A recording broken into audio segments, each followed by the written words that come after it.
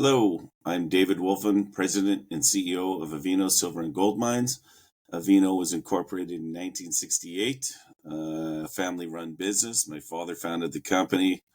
I grew up in the business. I worked in the mine as a teenager, became an officer of the company in the 1990s and CEO in 2000s. We got a clear path to transformational growth. And I'm pleased to be able to present this to you. This is letting you know that I'm going to be making some forward-looking statements. So Avino's primary asset is the Avino mine in the state of Durango in Mexico. Our project portfolio is the producing Avino mine. Last year we produced 2.6 million ounces of silver equivalent, which beat our internal guidance. And our project portfolio is made up of three assets. So you've got the producing Avino mine, you've got the recently acquired La Preciosa development project, which is very close to the Avino mine, and then the Oxide Tailings project, which is on the Avino property. That's the leftover waste from 35 years of mining. There's quite an endowment of precious metals in there because we had poor recovery rates in the 70s and 80s. So we're now doing a pre-feasibility study to reprocess those oxide tailings. So I'll tell you more about it in the presentation. Large silver equivalent resource base, one of the largest for juniors, 368 million ounces of silver equivalent. This is National Instrument 43-101 compliant. That's Canadian reporting standards, the highest in the world. So very reliable. 60% of that is pure silver. And our catalyst for transformational growth is bringing all three of these online over the next 5 years. As you can see on the picture, we're on the Sierra Madre silver belt. Several billion ounces of silver exist on this belt, including past production. It's a mining-friendly jurisdiction. There's mines all over the state. So we're very proud to have 100% Mexican labor force, right up to our chief operating officer, who's a graduate of Colorado School of Mines, one of the best schools for mining in the world. 2022 Milestones completed the acquisition of La Preciosa. We built a new dry stack tailing storage facility. This is state-of-the-art. This is the number one best way to store tailings because we have removed the moisture so it can't move or fail. And so we're very proud of that. That was a $7 million investment. Oxide Tailings project, we completed 150 drill holes on it, and the metallurgical test work was very favorable. So this is why we've moved to pre-feasibility study on that project. La Preciosa, we acquired last March from Coeur Mining. It's adjoining our property or not too far away. And we've been doing community engagement with the local ejido groups. They would be equivalent to First Nations, and they're all pro mining and pro jobs. And so they're very thrilled about the opportunities to be able to work for us. We're going to be hiring people in that region, and it's just farming communities. So it'll be a high-paying job for them. So they're very thrilled about that. Our plan is to underground mine it, so a very small footprint on the surface. It won't be an open pit, so it's going to be very good for the environment because we're not disturbing too much land. We've also completed 15,000 meters of drilling last year. Excellent results you'll see coming up. And we won the ESR award received for the first time for the company. And this is for being a corporately, socially responsible company. This was awarded by an independent panel in Mexico. So very proud of that. Recent updates, Q2 production came out. We did just under 600,000 ounces of silver equivalent, little less than what we had hoped for. But due to mine sequencing, the grade was a little bit lower, but we've seen subsequent to the quarter end improvements in the grade. So we're expecting better output in the future quarters, the second half of the year. Successful drilling, we put out results. We've extended the mineralization on the Avino vein 500 meters below the bottom level of the mine. This is fantastic news because we extended the mine life substantially and added significant mineral resources, putting up the new resource estimate, 368 million ounces of silver equivalent. Q2 consolidated production results, so silver equivalent was down 10%. As I mentioned, the grade in Q2 was a little bit less than we had hoped for, but we've seen improvements since that time. We're on pace to do about 2.8 million ounces of silver equivalent this year. There is a possibility we could get to 3. It really depends on the community engagement at La Preciosa because there's some broken ore on the surface there. If we're able to get the blessing there in the next few months, we'll then start trucking the ore over, and this should boost our output to about 3 million this year is what we're hoping for. Here you can see, we put out news on hole number 2309, 57 meters of true thickness. And it was the best hole in the 55-year history of the company. And this is below where we're mining. So it's really encouraging because all those decades, we weren't sure how deep it goes. And since we acquired La Preciosa, we decided to do more exploration work because we're going to be working on an optimization study coming up. So we want to know about all the mineable areas on the property so we can then configure our plant accordingly. And so you can see in here 296 grams of silver equivalent over 57 meters, including 407 grams over 37 meters, almost 3 kilograms over 3.4 meters. That's bonanza grade. So this is going to be very profitable. Here you can see from our 3D block model, in the background, it's not that easy to understand, but in the background is the mined area down to level 17. But the drilling on surface pierced through what we call the hanging wall breccia vein and then into below the Avino mine, below level 17 underneath it. So you can see what it looks like. Next slide. Oops. Here you can see, so the different blocks and the different colors represent what we've developed and we're going to be mining over the next 4 to 5 years. That's blocked out and in the measured and indicated category. And so we've been drilling below that to see what's at depth. And we still don't know after all these years. And the mine goes back over 500 years. It was discovered in 1558 by Captain Iber of Cortez's army, and they claimed to have found a mountain of silver. Most people's reaction is, well, how can there be anything left after all these years? You know, it was just small scale mining on and off. And our partners that ran it in the 70s and 80s never did any exploration.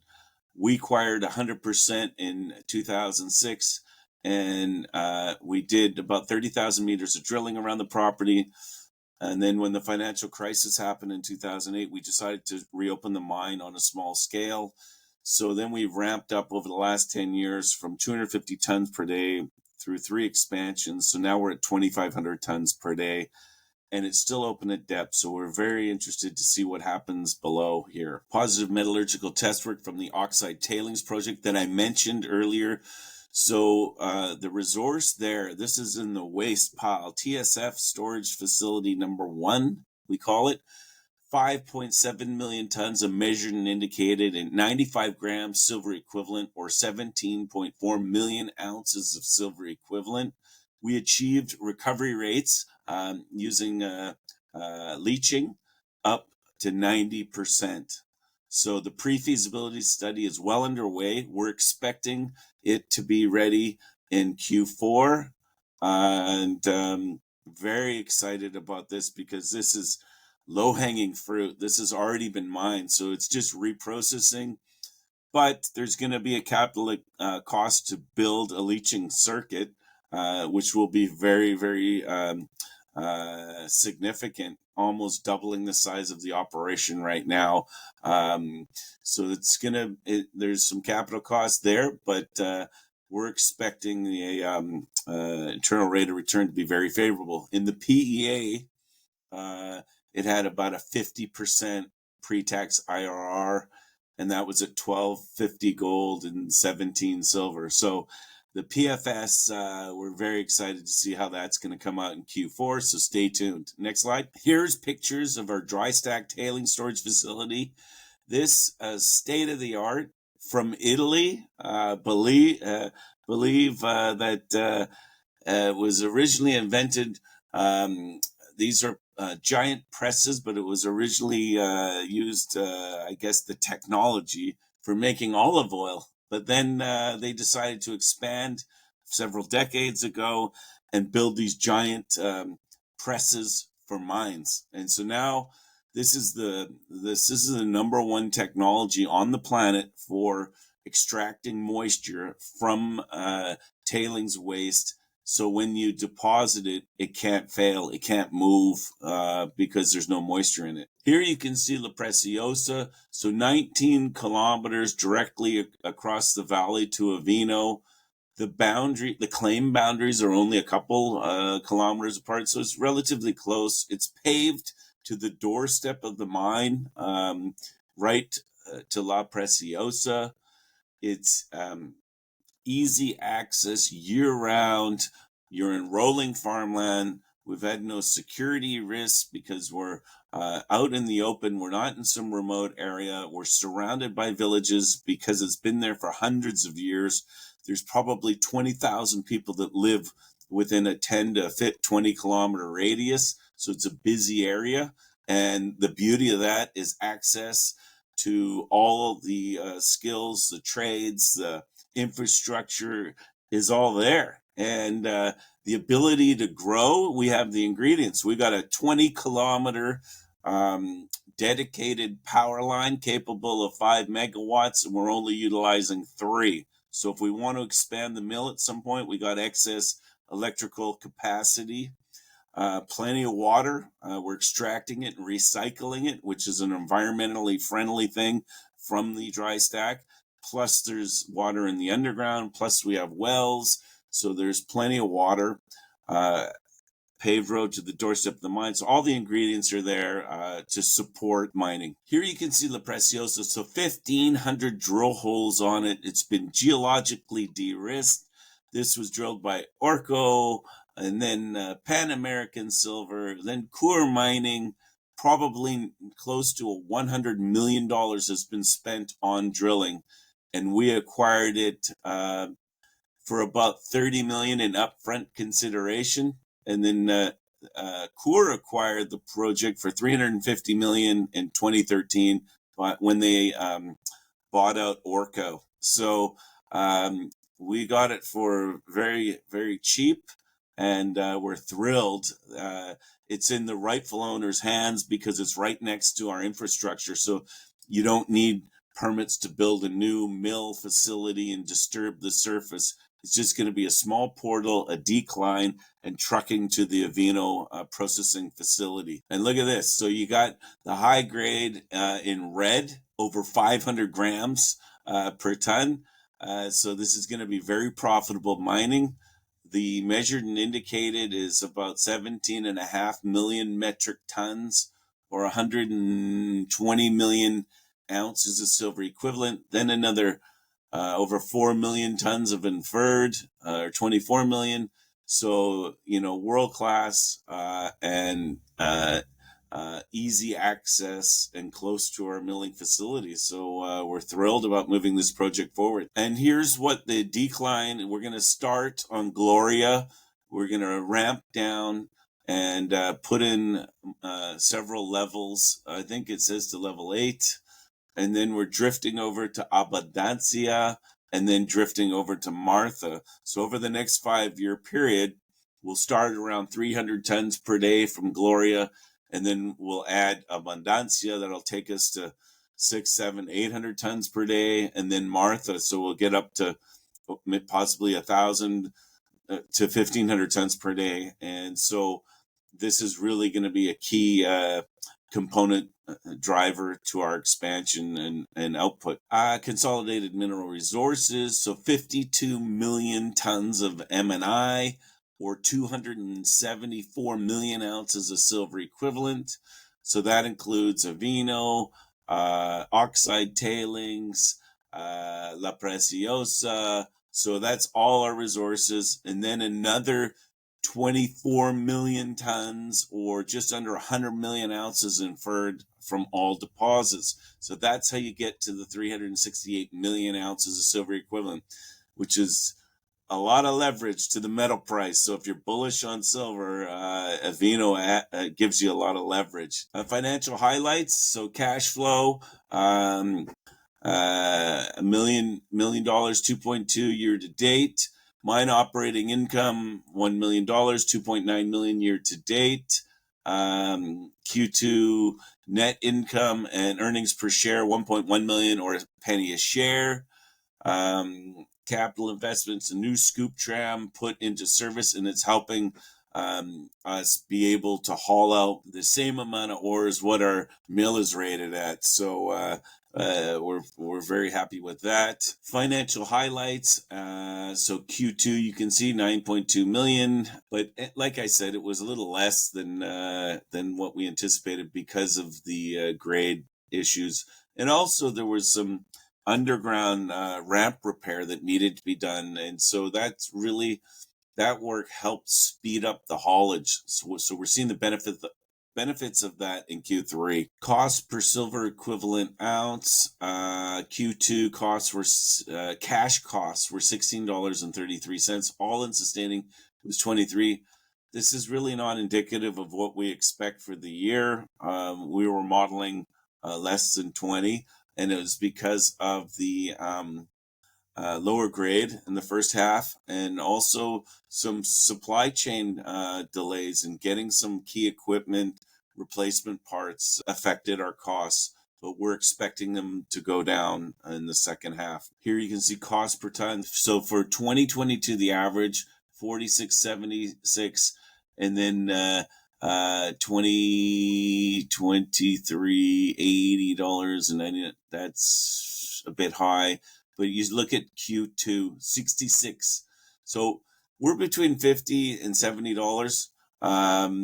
No one in our peer group is this low for an underground mine. So we are killing it on a cost per ton basis for an underground mine. Our team down there know what they're doing, and we're, $50 to $60 range is where we think we can be once the supply chains are back to normal. And then, bringing on La Preciosa, you'll get economies of scale. Here's our projection for the 5-year growth plan. So this year, we're hoping to get to 3 million ounces of silver equivalent. That's if we can start running some stockpiles from La Preciosa. Otherwise, we're around 2.6 to 2.8 million. And next year, we expect by the end of the year that we'll be able to be pulling fresh ore from level 1 at Gloria on La Preciosa. So that's going to add it. We're hoping to get up to 4 million ounces of silver equivalent. The PFS for the Oxide Tailings will be done by the end of this year, is what we're hoping. And we can make a construction decision. If we build out the Oxide Tailings project, we're just showing here that in 2025, it'll start adding ounces. That's the light blue at the top of the graph on each bar. And then we'll be getting in and expanding La Preciosa. So they're going to be Gloria, Abundancia, Martha that I mentioned adding. So all that's going to drive us to 2028, where we're hoping to get up between 8 and 10 million ounces a year, which would qualify us to be deemed an intermediate producer. Now, if you look at the line, the gray line on the left side, that's the all-in sustaining cost for this year. We were hoping it was going to be around 18. It looks like it's going to be a bit more than that because of the reasons I mentioned earlier. But still, it's profitable. And as we bring on La Preciosa and Oxide Tailings, you could see it drop dramatically. 2026, potentially between $12 and $14. So very profitable is what we're projecting. Here's our production by metal.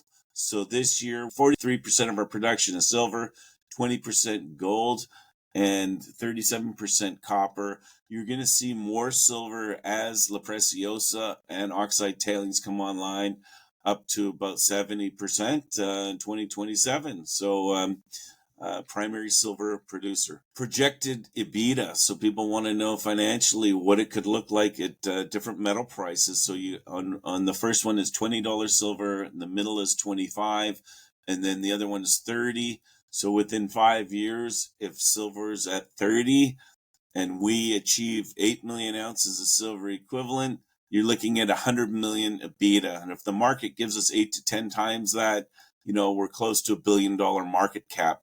We're 1/10 that right now. So it's a clear path to transformational growth, and it's not luck. It's time and money to build it out. We own the assets. Research coverage, H.C. Wainwright, Alliance Global, Roth, Cantor, newsletters on there. Trading and capitalization summary. So 87 million market cap US, 118 million Canadian, 52-week range you can see there, currently trading around 71 cents US, 97 Canadian.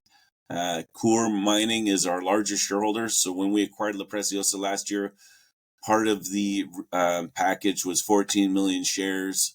So they're the largest shareholder, followed by management, myself, the second largest shareholder of the company behind Coeur.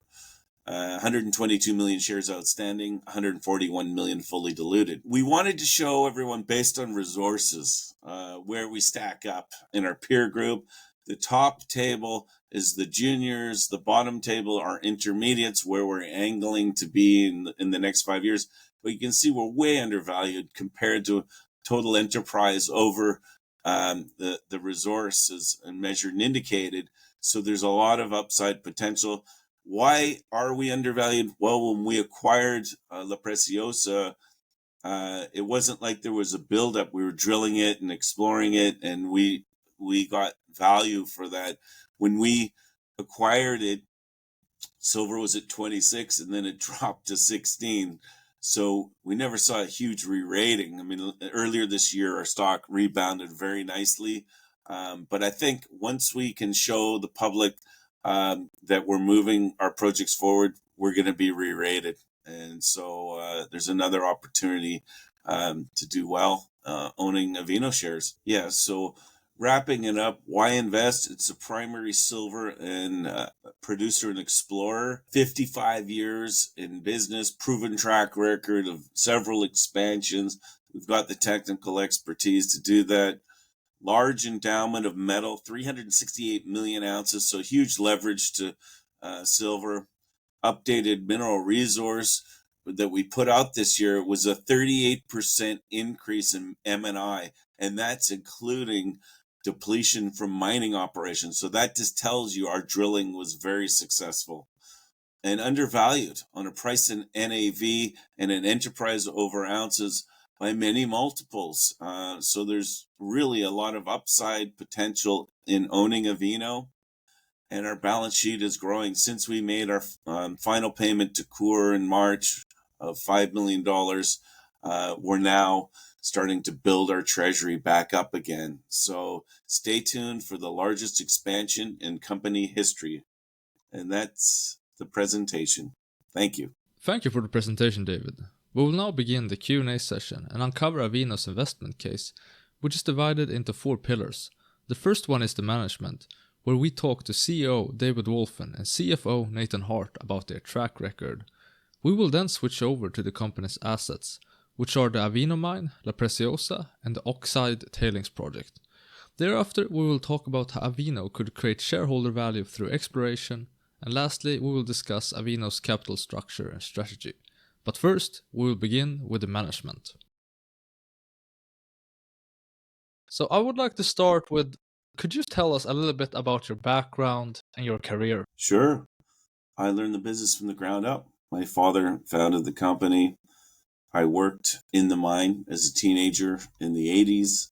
I worked in Nevada. We had another company with the leaching operation in Nevada, so I got that experience. I worked on the trading floor of the Vancouver Stock Exchange in 1986 and 87. And I was there during the crash of 87, so I got to witness the carnage that created.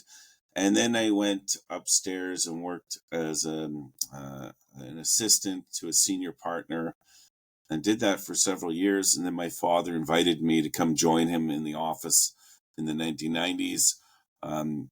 Back then, he had about 8 public companies, so he needed help. And so I joined him. I did investor relations work. I did all kinds of things for him, marketing, and then was appointed an officer or a director probably in the late 90s. And then during the next crash or the tech bubble in 2000, gold dropped below 300 and silver was below $4. The Avino mine closed, and probably 2001, 2002, I approached my father and the board of directors and I said, we should buy the other half of the mine. We only owned 49% of the subsidiary because there was no NAFTA in 1968. Foreign ownership could not be more than 49%. So when NAFTA came in the 1990s, it allowed 100% ownership. So I was appointed president, negotiated to buy out the other half of the mine, which happened. It took about 3 years to convince the family because they wanted dinero, money, and I didn't have it. I needed the other half of the mine to create a story in order to raise money. And so they reluctantly agreed to accept shares of the company. And that happened in 2006, and the stock took off and went to $4 or $5 a share, raised a bunch of money, and the rest is history. And then another thing was working in Nevada. In the summers in between school, my father would send there. I worked there with geologists. I worked in a small leaching operation, so got to experience that. And in your career, what do you consider to be your greatest achievements? Well, my greatest achievements would be my kids and my family, but in my career, it would be reactivating Avino. When I took over in the early 2000s, there was no 43-101 resources because it was just invented. So when the mine closed, our partners were a private family. They never did much exploration. So in my mind, it means there was opportunity. And being involved for so long, I knew there had to be more resources. There's no way when it closed it was because of resources. It was because of metal prices. And so, having the courage to, take over the other half of the mine, raise the money, reassembled the team, put it back into production was one of my best achievements. Listing on the New York Stock Exchange because I grew up in the brokerage industry, so that was really important. We've been listed there for about 12 years now, and that's where all the liquidity is. And the other thing was the project in Nevada. So I created probably a 2,000% return for our shareholders when I came up with the plan to sell the Robertson project to Barrick and Newmont because it's beside the Cortez operation. And I felt by being less greedy and holding a royalty that may be more valuable than the property itself. And that's what happened. The royalty companies came after me and wanted it because now it's in its rightful owner's hand, Barrick, with all the infrastructure there. It's their number one asset. They bought Placer Dome, who built it, for like $6 billion.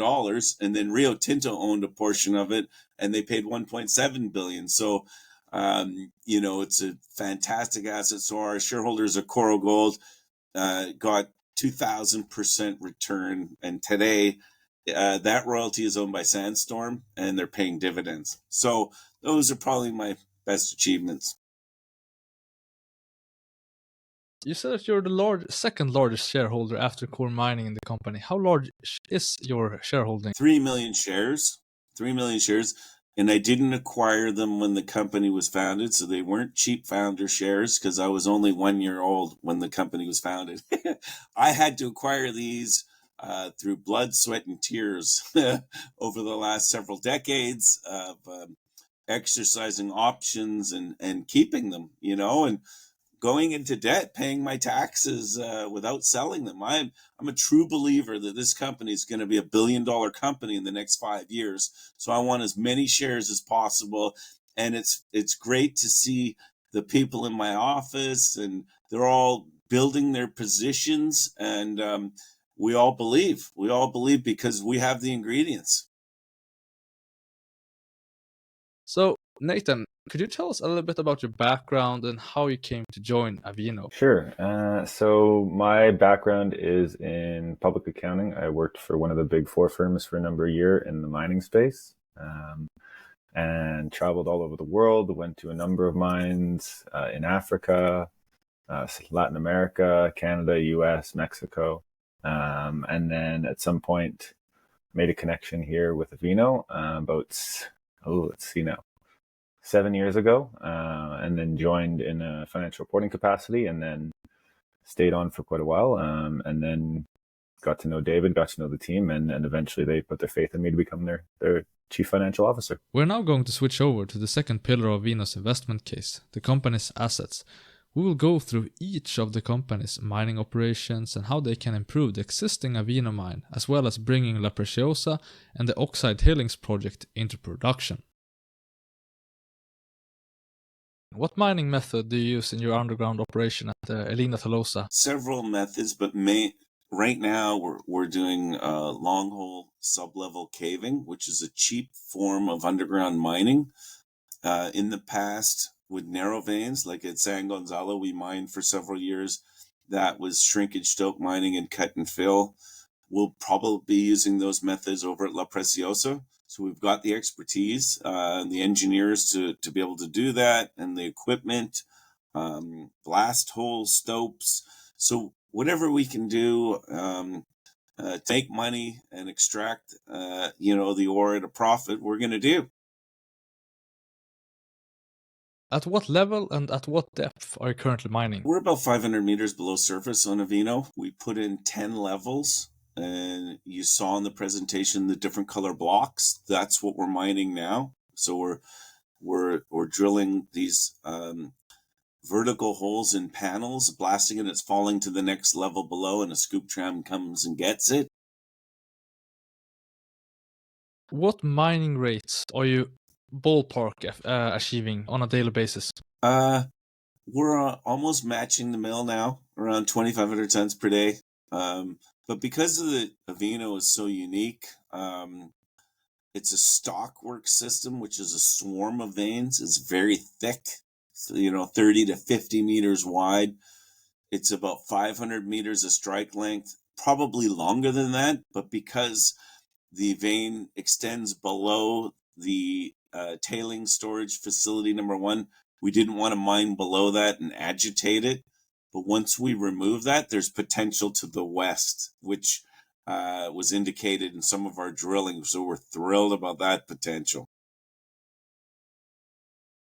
In the first half of this year, the copper grade and the recovery of the copper as well has declined. Could you explain why and how you're going to resolve it? Yeah, so we had, on one of our larger circuits, we've had a key piece of equipment that hasn't been operating quite as hoped. And so it's a custom piece of equipment that comes from the US. And unfortunately, there have been some supply chain delays on that front. The equipment is now on its way to site, and it should be installed in September.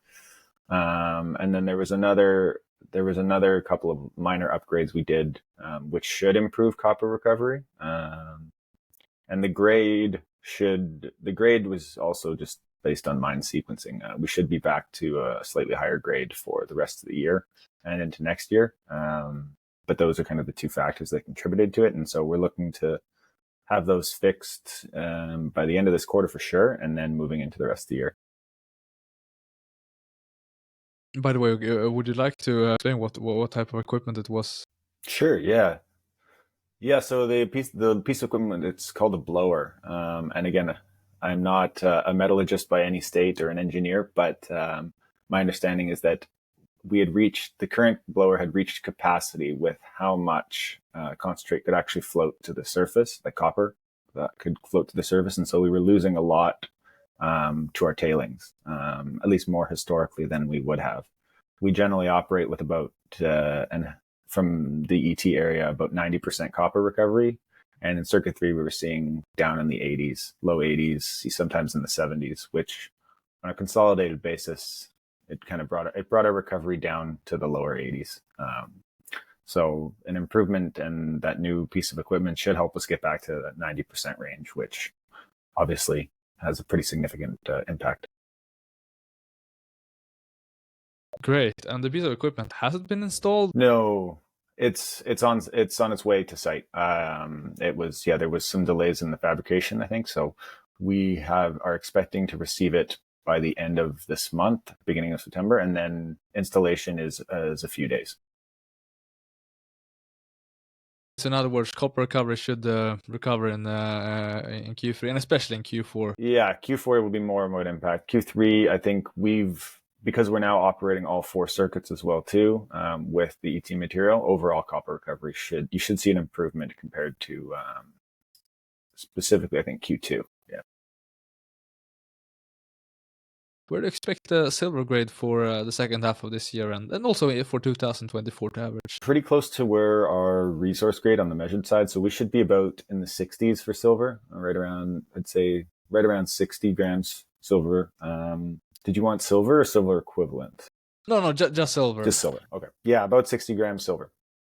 And that's what we expect. And actually, as we go into 2024 and go higher up in the mine based on our sequencing, the silver grade does get higher. I think once we get into 24, 25, and even further out, 26 and 27, that's when we start getting into 80, 90, potentially up to 100 grams silver.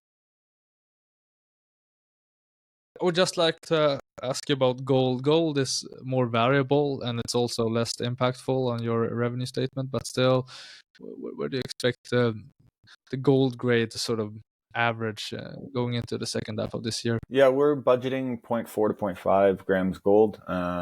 We do have certain gold lenses, right? Kind of there's this gold window that goes straight down the middle of the system, where sometimes we get in there and it's as high as 1 gram, 2 grams gold. But it is unpredictable, so we don't really, I would say we budget for it, but we don't really, we kind of don't expect it, but we're happy with the surprise. So overall, we're budgeting 0.4, 0.5 for the rest of the year and into next year. What cost reduction initiatives do you have to reduce or at least keep the operating cost per ton flat? So one of the things that we've been working on is increasing the number of milled tons going through the plant. Obviously, last year we had some initiatives in the underground to increase productivity, which were very successful. We created some one-way traffic in the mine from level 9 upwards, which allowed for a higher haulage rate to surface on a daily basis.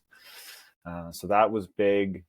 And as well, so what that's done now is that's meant our mine is ahead of our mill from a capacity perspective.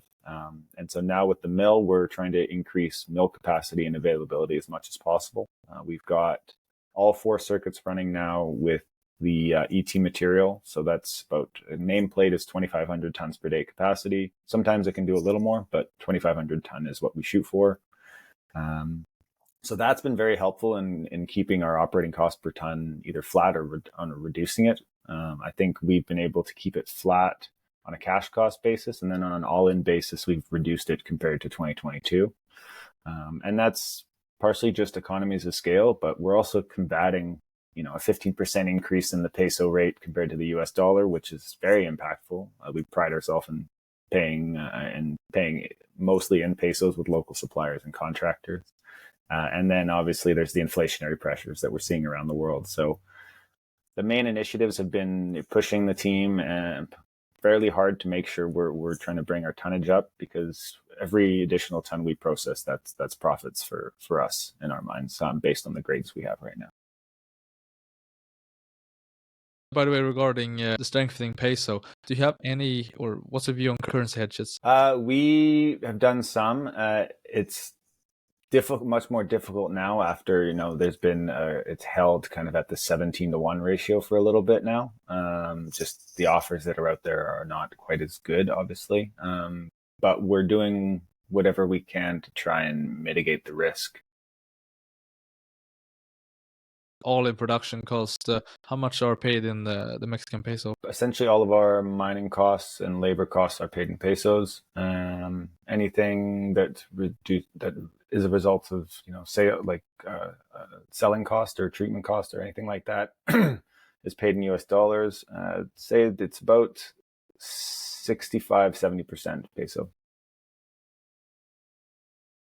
You averaged 1,800 tons per day milled in the past quarter. Your nameplate capacity 2,500 tons per day. How are you going to increase? Because the mining rates are above the nameplate capacity of the mills. So how are you going to increase the mill utilization? Yeah, so right now the mine is hauling up to 2,800, almost 3,000 tons per day on a consistent strong day.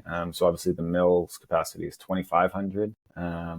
You should see, just because of the introduction of the new smaller circuit, you should see an increase in that from Q2 to Q3 just on that alone.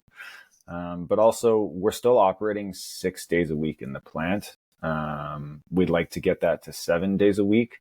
Right now, they're doing 6 for 1 day of maintenance, and occasionally running a shift on the 7th day. So sometimes it's 6.5 or 6.25 days of availability out of 7. But long term, the goal is to get to 7 days. And just right now, with some of the maintenance that still needs to happen in the mill, that's probably one of the limiting factors, is being on that 6 out of 7 days a week, which automatically takes you to kind of an 85% mill availability. And then other than that, it's really just making sure our maintenance schedule is on track. Where do you source your power? We're primarily off the electricity grid. We've got a dedicated power line that was built in 2014 in conjunction with the Mexican authorities. So we got a dedicated line that runs from a local nearby community about 15 or 20 kilometers away, and it runs straight to the mine. So that's got a 5 megawatt capacity, and we can extend from there as well too if we need, which is good. We're only utilizing actually about 3 megawatts right now, so it's only at 60% capacity or 60% load. There's a little bit of diesel generators usage related to some unexpected activities in the mine where we can't, if we don't have power wired to a certain area, at least enough capacity wired to a certain area. But for the most part, it's electricity off the grid. Could you give us a ballpark figure for the payabilities on gold, silver, and copper in your concentrate? Sure, yeah. So we produce primarily a copper concentrate from Avino. It's classified as a copper concentrate because that's the highest value, and that's how it's exported. So we get paid very well on the copper, and the gold as well too. Obviously, high 90s, which is great. And then the silver, depending on the silver grade, there are some tiered elements to it, and it goes up as we're in a higher grade zone. But silver is a bit lower. It is, at least for the material produced in ET, it's in kind of the mid 80s, sometimes as high as 90 range. If you're going to execute on your growth plan, you will need to start mining La Preciosa, which you acquired from Core Mining last year. And what permits are necessary able to start with initial development and ultimately mining? So right now we're preparing the submission for the environmental permit for obviously an underground operation, which is very different than the original open pit scenario that Core had envisioned, and should be and is much easier to permit, and especially in Mexico right now, given the rhetoric around open pit mines in the country. So we have to make that submission, and right now what we're doing is signing the surface agreements with the local ejido groups. There's 3 of them in the area, and so we've reached agreements with 2. We're just finalizing with the last one. So there's been some back and forth with them. But what we don't want to do is submit the permit before we have that agreement signed up. So we're working on it concurrently, but we won't make the submission until that's signed up, and we're hopeful that happens in the next few weeks. It's not really an environmental impact assessment. Yeah, it's similar. It's like an exploitation permit almost, because we're not building we're not building a plant. We're not building a tailing storage facility. We're going to be trucking the ore over to Avino and storing it on our already permitted area. So it's an exploitation permit, really. Once you have submitted the exploitation permit application, what's your expectation before Samet approves it? Initial expectation is within a couple months, 2 to 3. We've heard of people getting permits again in Mexico, which is really good, obviously, for our scenario, both for drilling and for mining activities. So that's been good. But our consultants have said just a couple months to get those, and then we should be able to start with the development. There are some existing stockpiles on La Preciosa property. Would you need the permit to mine those? And would you also like to describe how much is it, what's the average grade, metal distribution, etc.? Yeah, so we don't need the environmental permit for that. What that is, only to access those, we just need to ensure that we've got the access rights with the local ejido groups. So that will actually, those stockpiles are actually grading around anywhere from 150 to 200 grams silver, and there's a little bit of gold in there as well too.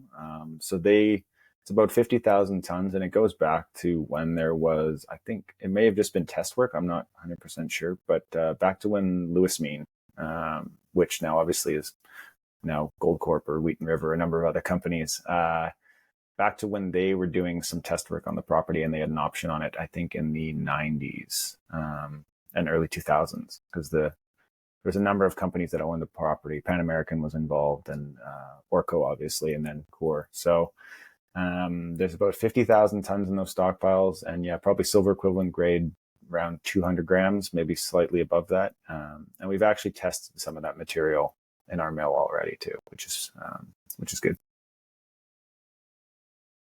Is the metallurgy similar? Yeah, there's certain. It'd be a bit different than the fresh ore, just because there's going to be some certain oxidization that happened from being on surface. But again, that's just going to be on the exterior, and so we might see a bit lower recoveries. But given there's no mining costs for this material, really just trucking and processing, we expect that it would be profitable. I think when we've got some initial calculations that the stockpiles are worth about $4 to $6 million, and then costs will be much less than that. Once you receive the permit, you will be going underground and you will start mining at the La Gloria vein. And could you give us a ballpark range for the capex to the initial development, and also the timeline for, I think you're going down to level 8 and where you start mining? Yeah, so the Gloria vein is about 1 million tons, and then we'll also be doing some development for the Abundancia vein, which is around 3 or 4 million tons. So for the initial development, it's, as you described, we'll be doing a trackless decline ramp spiraling down through the Gloria vein, or next to the Gloria vein, and then going over to Abundancia, and eventually long-term over to the larger Martha vein. For the initial development for Gloria and most of Abundancia, we're looking at about 10 million, including a bit of additional equipment. But that gets us development access to at least over 1 million tons, probably closer to 2 million tons worth of extractable material. How are your relationships with local communities, both at the Avino operation but also at La Preciosa? At Avino, we've got very low labor turnover, decades of people working for us, aunts, uncles, cousins, brothers, working for us. So very proud of that. We pay them well, so you see low labor turnover. At La Preciosa, we're working on that. So we recently acquired it last year, so it takes time to build up confidence, but we've been there long enough so they know that, we're serious about longevity.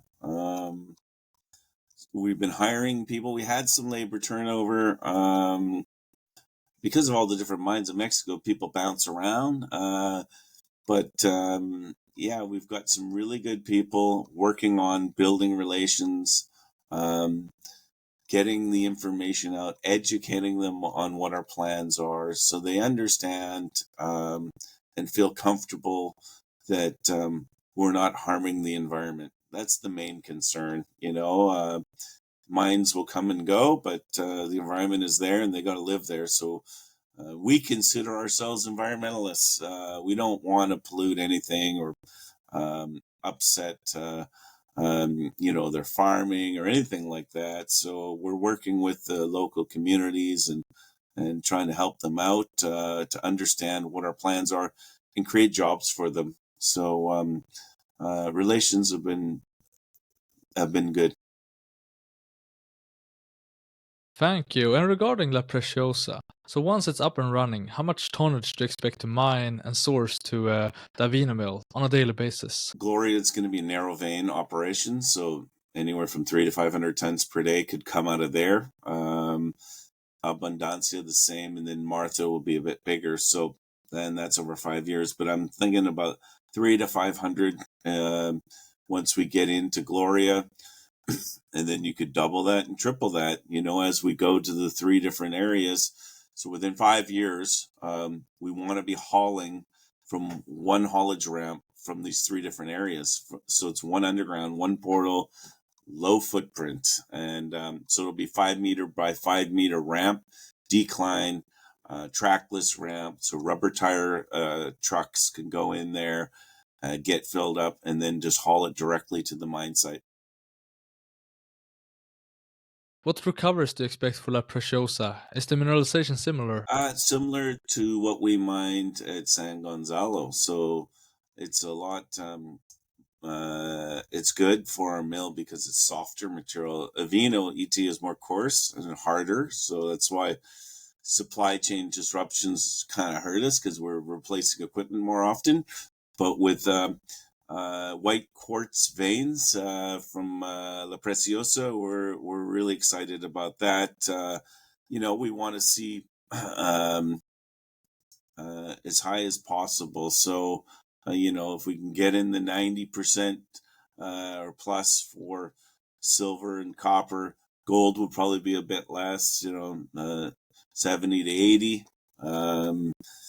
But it depends on how coarse it is. It just depends on the recoveries. But we've got metallurgists. We got a metallurgist there that worked for lots of major mining companies down there, First Majestic and other companies. So we got a very competent person there, and our VP of Technical Services in Vancouver is a metallurgist as well. We've got several. So we'll do the best we can to get the highest recovery rates possible. Could you give us a ballpark figure on once you start the development, in order to get down to level 8 and start mining the Gloria vein, how long should we expect it to take? Well, in level 1, we expect to be pulling ore in the first year. So that's why in the chart you could see next year our production is expected to go up. So 200 or 300 tons per day as we get down. We go down about 6 or 7 levels. It's going to take a couple of years. That's why it's a 5-year plan, right? So, and then go over to Abundancia. And it depends on how much we want to spend. Do we want to deploy more equipment in each one of them to speed things up? It really depends on equipment availability, but we're saying 5 years, to be able to develop all 3. And then it's going to be like, 15 or 20 years of my life. So probably considering expansion at some point in our mill. So that's why the optimization study is going to be great, because there's a potential to draw more ore from La Preciosa. There's a potential to draw more ore from Avino. So our mill at 2,500 tons per day maybe we should be thinking, 3 or 4 or 5,000 tons per day. But we got to drill it off and then provide that information to the engineering firm. And Tetra Tech's working on the pre-feasibility study of the Oxide Tailings. We've been using them over the years, so they're very familiar with Avino. So if they were to be the company that do it would be pretty seamless. They're familiar with all the assets we have. What's your crusher capacity currently? Our primary crushing can do about 2,800 tons per day or something. So, that would probably have to be expanded, or we'd have to consider that for sure. If you would do a smaller expansion, how easily that would be? When we did circuit number 4, it was around 10 million. So that was 1,000 tons per day. So if we added another 1,000 tons per day, 10 or $12 million. When do you expect to publish the pre-feasibility study for the Oxide Tailings project? So that work went underway in Q2. We're working with Tetra Tech on that, and our VP of Technical Services took them down the site for a long visit in June. So the timeline right now to publish the study is Q4, ideally at about the midway point of Q4. I think right now we're targeting end of November, early December. But obviously that, with design changes or any further discussions with them, that could get pushed forward, pushed back. And I think as we get into the end of the year, it may make sense to even release it in January in the fresh year. But that's what we're targeting right now is Q4. Regarding the tailings project, how much of the M&I resource for the oxide tailings are ancient oxides? And for the viewers, that is the higher grade material with better recoveries. Yeah, so that was the stuff that got 90% recoveries on gold and silver in our comprehensive metallurgical tests. So they've got, I believe it's about 2.4 million tons or 2.3 million tons are the ancient. Actually, I'll just confirm that because I do have this in front of me. Yeah, 2.4 million tons for the ancient oxides, and then 3.2 million tons is the recent oxides. So, and again, the ancient oxides also is higher grade, up to 100 grams silver, half a gram gold. But the recent oxides is still fairly profitable given our plans at about half a gram gold and 40 to 50 grams silver. In a rough ballpark range, do you expect the initial capital cost for the Oxide Tailings projects, including building the leach pad, to be, and do you expect it to be able to self-fund it? I think with the study, that'll give us some better options for funding.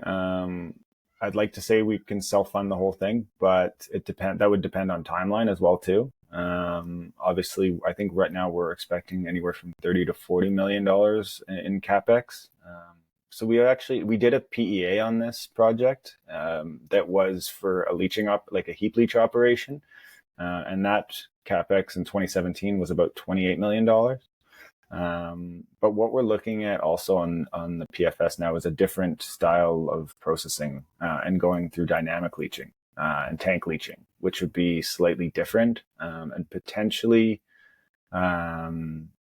it shouldn't increase the capex, but it would allow for us to have a higher tonnage, daily tonnage rate. So those are kind of the two things we're focusing on: is increasing the tonnage rate to maximize and get to that. Kind of they say an 8 to 10 year mine life is your ideal scenario for constructing a new project from start to finish. So I think when we're doing some of that scaling and sizing of either the leach pad or the tanks, I think we'll probably end up with about 30 to 40 million in capex, probably maybe closer to 40. But again, with fairly low operating costs.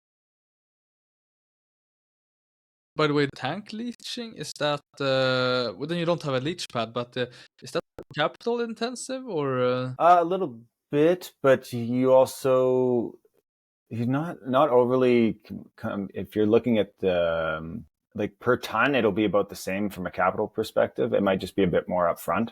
But also it's a smaller footprint. You don't have to build large leach pads. And as well, you get a better reception from the communities because you don't have leach pads. Just I don't want to call it an eyesore, but sometimes it's viewed as an eyesore just all over the ground with a number of different leach pads. So this would all be contained within tanks, and generally they're looked at a little more favorably by community.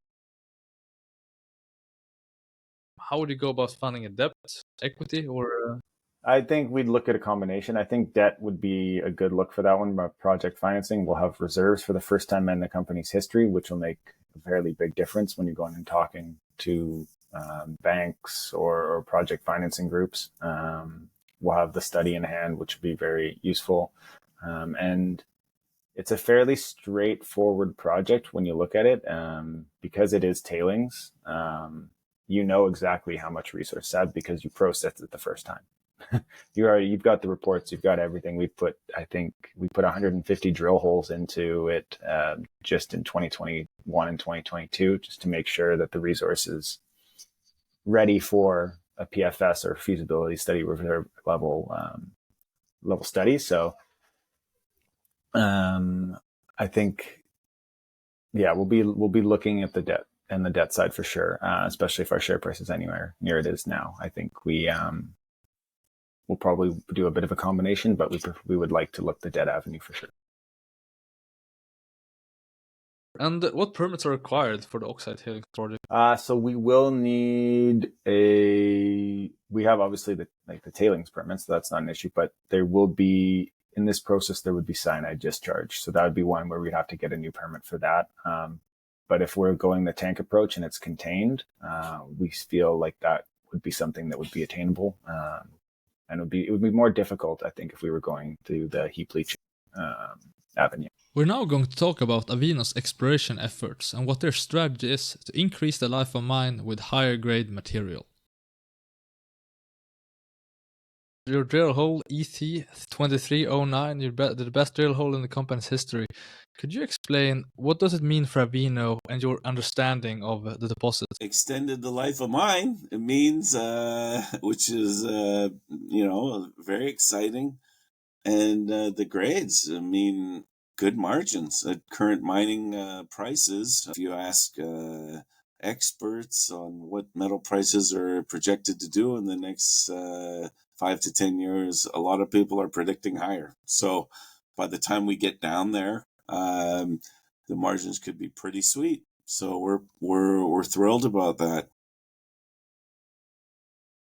The drill hole, the 2309 was a step out to the west, meaning that there's potential to further extend the mineralization westwards, and you still have 2,100 meters of drilling yet to distribute in this year. How will you distribute it? Infill drilling, but a little bit of step out to the west. Like I said, it's underneath the tailings.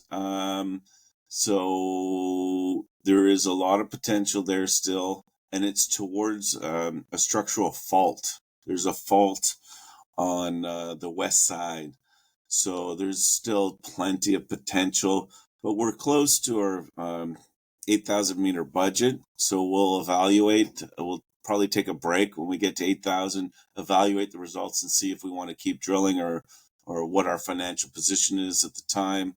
But so far the drilling has been very good and inconclusive, which means more opportunity, so we'll evaluate the results and stay tuned. We'll let everyone know what our plans are after that. What is roughly the all-in cost to drill a meter on your properties? About $100.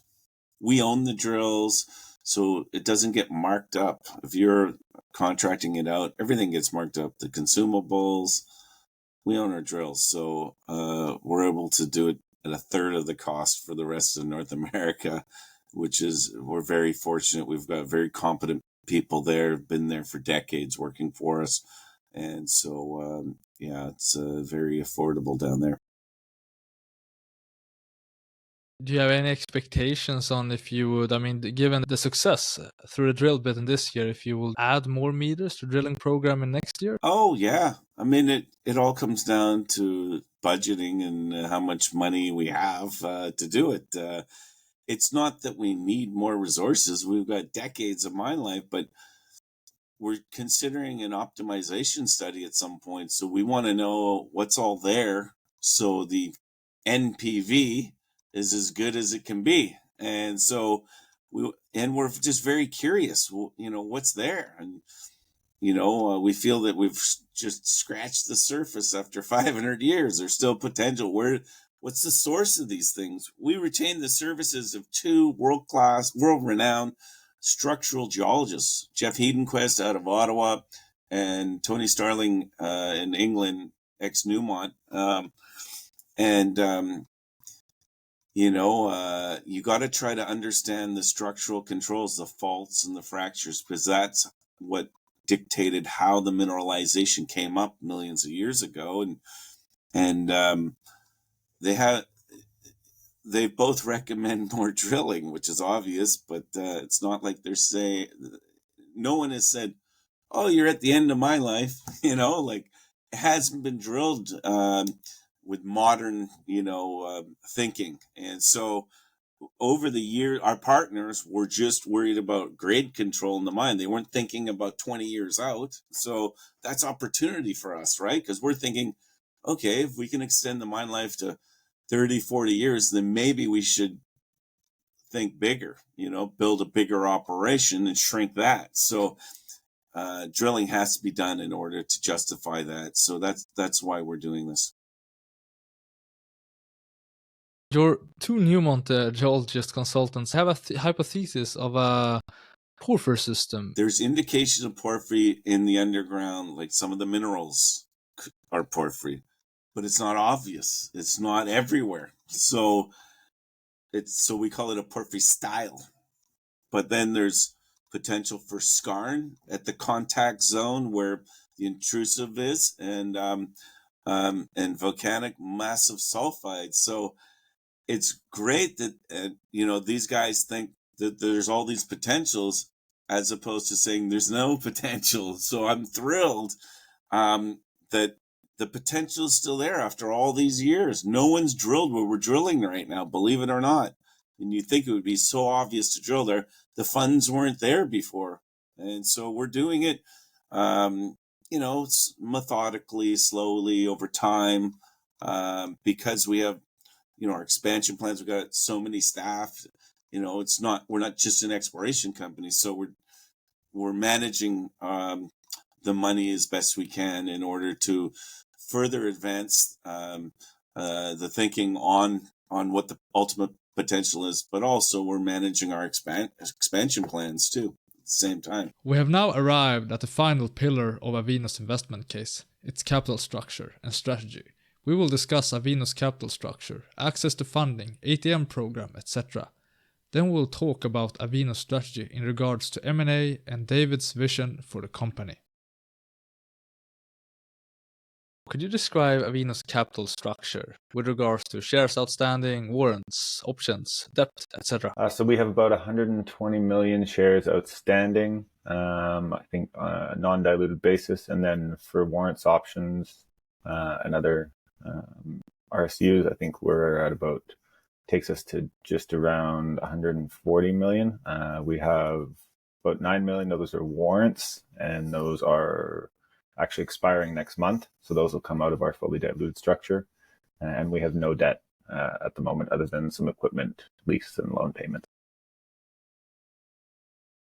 By the way, on your warrants, what's the exercise price? There are about 2 million warrants at 80 cents US, and then Core Mining holds 7 million warrants at $1.09 from the La Preciosa transaction. And coincidentally, both of those actually do expire about 2 days apart, just the way the timing worked out.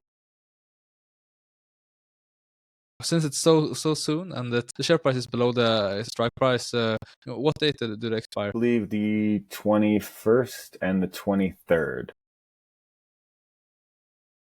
If we stick on the capital structure, you have renewed your ATM program in June, which has a capacity of 25 million US. And could you explain how you use the ATM program? Sure. So we like to use the ATM as a flexible form of raising capital. It's very low cost. Fees are a couple percentage points. It's very different from a bought deal or traditional financing, where you see, especially in today's market, a very large discount, fees, legal fees, warrants, etc. And actually, if you go back to January 2021 or February 21, when there was the silver squeeze day, we had an ATM in place, and we were able to raise capital in about 1 hour at a $2 US valuation per share. And we use that money to buy La Preciosa. So we've been pretty efficient with the ATM program, but that's just an example of how we like the flexibility of the program. How many shares do you trade per day, and how much on a good day could you use the ATM program? We trade, I think we average anywhere from 500,000 to sometimes more or less, and that's in the US on the NYSE American. And then in Canada, generally around between 25 and 50,000. So you can see a lot of our volume is in the US. For the ATM, we set the parameters so you can choose to be in the market as much or as little or not at all as possible. And we like to use it pretty in a manner that doesn't put pressure on our stock. Obviously, we'd like the market to move naturally. So you would send a low percentage of the volume if you wanted to use the program, or you'd say don't be in the market unless you see, an increase of 5 or 10% in share price. You can set a floor price where you don't want to issue shares below a certain amount. So it does allow a lot of flexibility. And also we try and use it in a manner that does not impact our share price and let it go naturally. What is your access as of now to capital? There's debt options out there. In the past, going back a number of years, we made an offtake agreement with Samsung C&T, who's one of our partners that we still sell concentrate to this day, where they funded us basically doing a mill expansion. We built our third circuit at 1,000 tons per day based on a $10 million facility they gave us. And then we repaid them over time. And that we have those levers still available to us. Again, the company is unsecured. The company has no debt other than the equipment debt. If we wanted to go out and sell potentially La Preciosa future production or longer term, potentially some other production, then we do have that ability. And then just on the straight debt side, there's always options out there. Whether they're good options is not always the case. That's, we have some catalysts that should take place later in the year and moving into next year that could help us in that space to lower the cost of capital if we want to go that route and to fund some of those growth projects. But there's always options out there for us. But it's whether they're attractive. You have set a growth plan, a quite ambitious growth plan, to be honest. But are you still looking for other acquisitions or keeping or? No, I mean, they're presented to us. We evaluate them, but we're laser focused. We spun out Braylord a few years ago in Canada. We're just focused on Avino and achieving this plan. We feel it's good enough for our shareholders right now if they can get a 10 bagger, So thinking of a 20 or 30 bag, we don't want to take on more than we can handle. So we're just focused on this. We'll build our team out as we achieve these milestones, and there'll be potential for other acquisitions. Try to keep them within the state of Durango, because then you got one team. You start acquiring other assets, then you need your middle management grows, because now you got to manage multiple assets, multiple jurisdictions. It gets more complicated for a small company. Larger companies, they can afford it, but we're primarily focused on this Avino transition to being an intermediate producer. Where do you envision Avino Gold and Silver in 5 years? As I said, intermediate producer, $1 billion market cap. If it's 800 million, so I tried to get to $1 billion, but we'll see. Our goal is to get between 8 and 10 million ounces a year of silver equivalent. So 700 to $1 billion market cap is the vision for 5 years.